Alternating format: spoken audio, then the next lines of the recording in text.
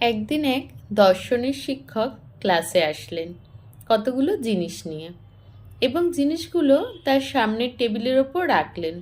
যখন ক্লাস শুরু হলো তিনি হাতে একটা বড় জার নিলেন এবং এটাকে পাথর দিয়ে ভরতে শুরু করলেন। তারপর তার ছাত্রদের জিজ্ঞেস করলেন জারটি পূর্ণ কিনা।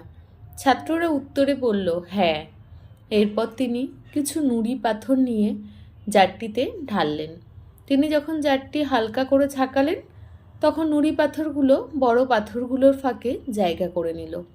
তিনি আবারও তার ছাত্রদের জিজ্ঞেস করলেন জারটি পূর্ণ কিনা। ছাত্ররা উত্তরে বলল হ্যাঁ।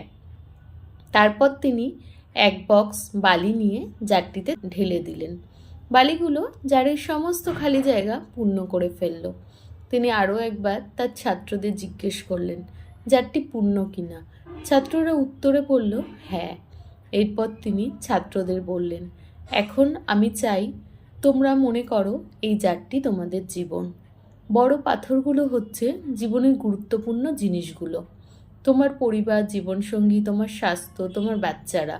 তোমার জীবন থেকে যদি এরা ছাড়া অন্য সব কিছু হারিয়ে যায় তবুও তোমার জীবন পূর্ণ থাকবে।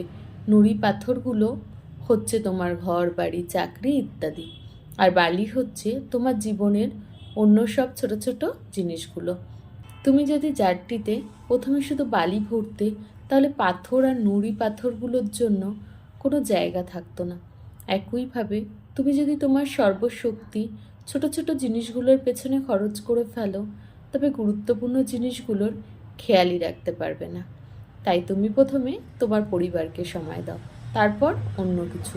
সব কিছুর আগে বড় পাথরগুলোর যত্ন নিতে শেখো, যেগুলো তোমার জন্য অত্যন্ত মূল্যবান। বাকি সব কিছুই বালির মতোই।